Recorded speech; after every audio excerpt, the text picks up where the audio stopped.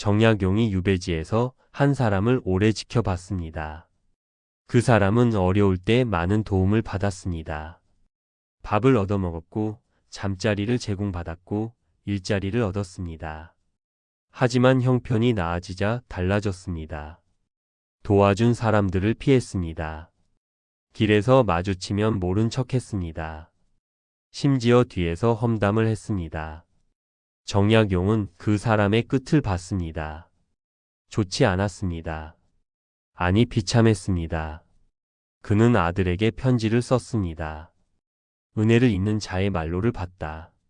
하늘이 보고 있었다. 나이가 들수록 우리는 알게 됩니다. 받은 것을 잊는 사람은 결국 혼자가 된다는 것을 말입니다. 유배지에 한 젊은이가 있었습니다. 이름을 김씨라고 하겠습니다. 김씨는 몹시 가난했습니다. 집도 없고 먹을 것도 없었습니다. 마을 사람들이 불쌍히 여겼습니다. 한 노인이 자기 헛간을 내줬습니다. 여기서 지내게. 한 안악이 매일 밥을 날랐습니다. 이거라도 먹게. 한 상인이 일자리를 줬습니다. 우리 가게에서 일하게. 김씨는 눈물을 흘렸습니다. 은혜를 평생 잊지 않겠습니다. 사람들은 흐뭇해했습니다. 김씨는 성실했습니다. 일을 열심히 했습니다. 돈을 모았습니다. 3년이 지나자 제법 모였습니다. 작은 가게를 차릴 수 있었습니다. 5년이 지나자 더 컸습니다. 큰 가게를 운영하게 되었습니다. 이제 김씨는 부자가 되었습니다. 좋은 옷을 입었고 좋은 음식을 먹었고 좋은 집에 살았습니다. 그런데 이상한 일이 벌어졌습니다. 예전에 도와주던 사람들을 피하기 시작했습니다. 노인이 길에서 만나 인사를 하면 고개를 돌렸습니다. 안악이 반갑게 다가오면 바쁜 척했습니다. 상인이 가게에 들르면 불편한 표정을 지었습니다. 왜 그럴까요? 김씨는 그들을 보면 불편했습니다. 과거의 가난했던 자신이 떠올랐습니다.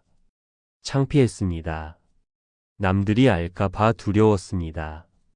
저 사람이 예전에 얼마나 비참했는지 아십니까? 이런 소리가 들릴까봐 무서웠습니다. 그래서 멀리했습니다. 아니, 멀리하는 것을 넘어 험담을 했습니다. 그 노인 참 이상한 사람이야. 그 안악 말이 많아. 그 상인 믿을 수 없어. 은혜를 준 사람들을 헐뜯었습니다. 정약용은 이 모든 것을 지켜봤습니다. 멀리서 관찰했습니다. 그리고 기다렸습니다. 김씨가 어떻게 되는지를 말입니다. 시간이 흘렀습니다. 김씨의 장사는 잘 됐습니다. 돈은 더 많이 벌었습니다. 하지만 이상한 일들이 생기기 시작했습니다. 직원들이 하나둘 그만뒀습니다. 더 이상 못 일하겠습니다. 이유를 물으면 대답이 없었습니다. 그냥 떠났습니다. 거래처들이 끊겼습니다. 앞으로는 거래하지 않겠습니다. 왜냐고 물으면 애매한 대답만 했습니다. 그냥 그렇습니다. 손님들이 줄었습니다. 예전만큼 오지 않았습니다. 다른 가게로 갔습니다. 김씨는 이해할 수 없었습니다. 내가 뭘 잘못했나? 하지만 마을 사람들은 알고 있었습니다. 김씨가 어떤 사람인지를 말입니다. 도와준 사람들을 배신했다는 것을 말입니다. 은혜를 잊었다는 것을 말입니다. 사람들은 말했습니다. 저런 사람과는 거래하지 말자. 저런 사람 밑에서는 일하지 말자. 저런 사람 가게에는 가지 말자. 소문은 빠르게 퍼졌습니다. 김씨는 고립되었습니다. 어려움이 닥쳤습니다. 장사가 안 됐습니다. 빚이 생겼습니다. 돈을 빌리려 했지만 아무도 빌려주지 않았습니다. 당신을 믿을 수 없습니다. 도움을 청했지만 아무도 돕지 않았습니다. 당신이 남을 도운 적이 있습니까? 김씨는 무너졌습니다. 가게를 닫아야 했습니다. 집을 팔아야 했습니다.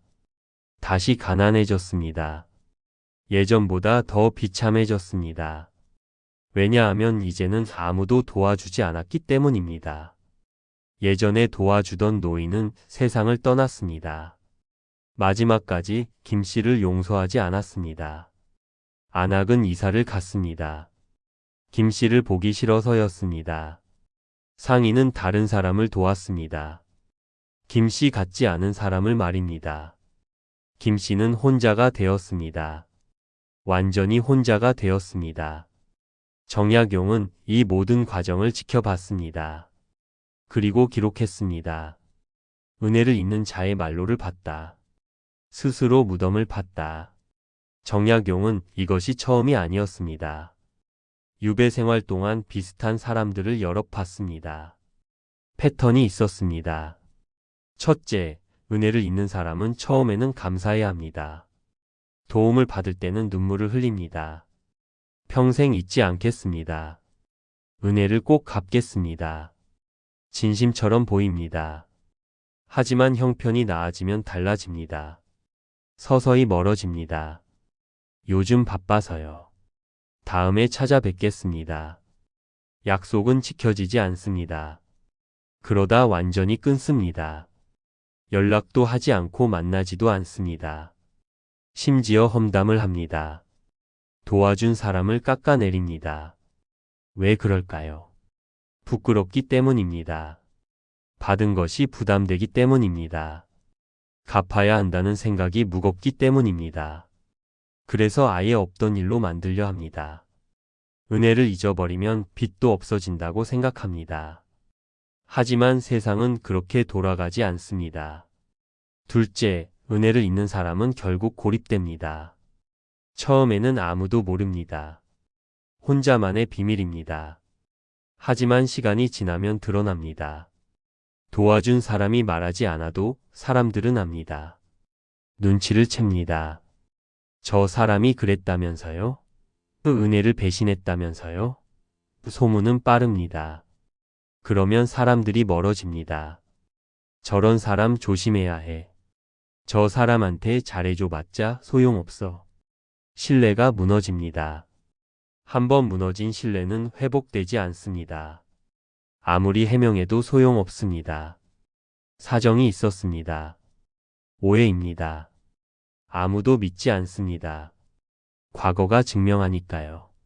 셋째, 은혜를 잇는 사람은 어려울 때 아무도 돕지 않습니다. 인생은 순환합니다. 좋을 때가 있으면 나쁠 때도 있습니다. 잘 나갈 때가 있으면 망할 때도 있습니다. 다시 어려워질 수 있습니다. 그때 누가 도와줄까요? 아무도 없습니다. 예전에 도와준 사람들은 이미 등을 돌렸습니다. 새로운 사람들도 도와주지 않습니다. 저 사람 예전에 은혜를 배신했대. 소문을 들었으니까요. 결국 혼자 버텨야 합니다. 혼자서는 버티기 어렵습니다. 무너집니다.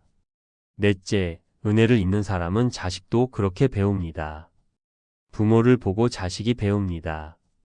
아버지는 도와준 사람들을 저렇게 대하는구나. 자식도 똑같이 합니다. 부모가 늙어서 도움이 필요할 때 외면합니다. 바빠서요. 다음에요. 부모가 받은 대로 돌려줍니다. 은혜를 잊은 부모는 자식에게도 버림받습니다. 악순환입니다.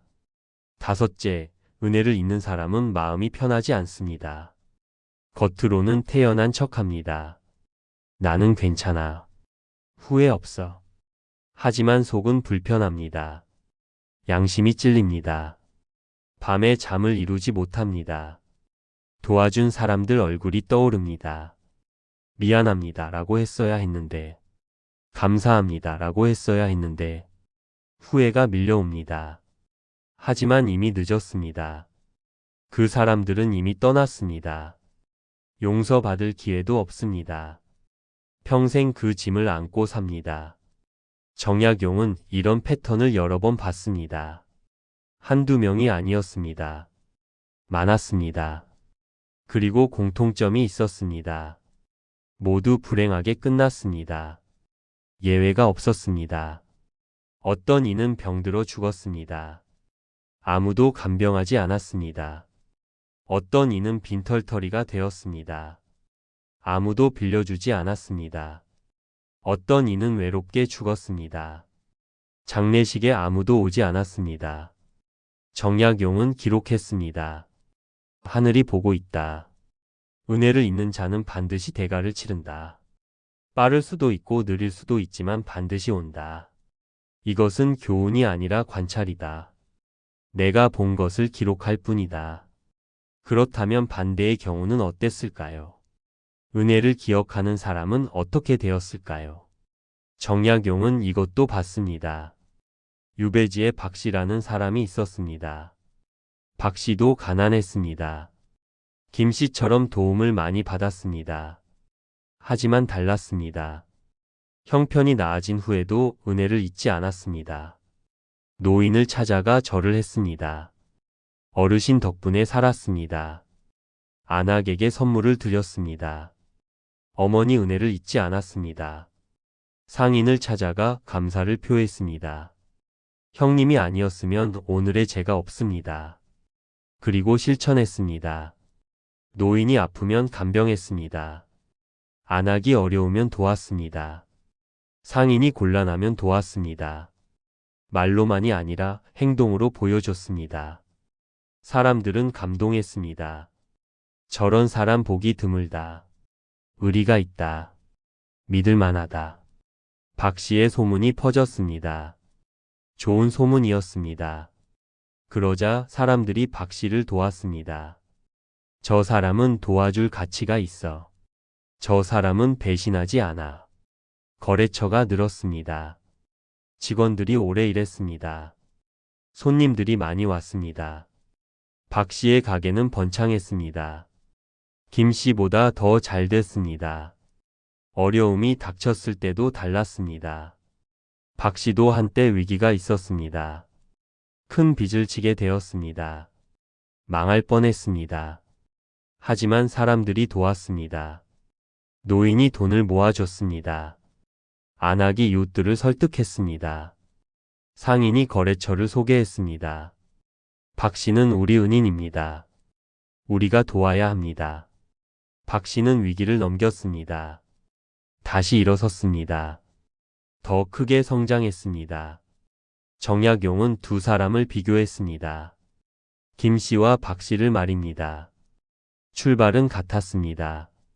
둘 다 가난했고 둘 다 도움을 받았습니다. 하지만 끝은 달랐습니다. 김씨는 비참하게 끝났습니다.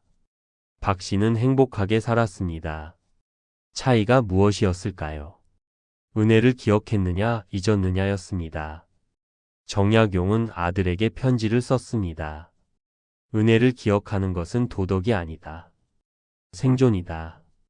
은혜를 잊으면 혼자가 된다. 혼자서는 살 수 없다. 사람은 사람 속에서 산다. 관계 속에서 산다. 은혜를 기억해야 관계가 유지된다. 관계가 유지되어야 살 수 있다. 이것은 가르침이 아니다. 관찰이다. 내가 18년 동안 본 것이다. 1836년 정약용은 세상을 떠났습니다. 그의 곁에는 많은 사람들이 있었습니다. 유배 시절 그를 도왔던 사람들의 자식들이 왔습니다. 손자들이 왔습니다. 할아버지가 말씀하셨습니다. 정약용 선생님은 은혜를 잊지 않은 분이라고. 끝까지 감사하셨다고. 정약용도 은혜를 잊지 않았습니다. 밥을 가져다 준 백성들을 기억했습니다. 책을 빌려준 이들을 기억했습니다. 제자들을 기억했습니다. 마지막까지 그들의 이름을 불렀습니다. 고맙습니다. 정약용이 남긴 마지막 글이 있습니다. 은혜를 잊는 자는 스스로 무덤을 판다. 은혜를 기억하는 자는 사람들이 떠받든다. 이것은 하늘의 법칙이다. 거스를 수 없다. 당신은 어떤 사람입니까? 받은 것을 기억하는 사람입니까? 아니면 잊어버린 사람입니까? 누군가 당신을 도와준 적이 있습니다. 작은 것이라도 있었을 것입니다. 그것을 기억하고 있습니까? 아니면 잊어버렸습니까? 나이가 들수록 우리는 알게 됩니다. 받은 것을 잊으면 혼자가 된다는 것을 말입니다.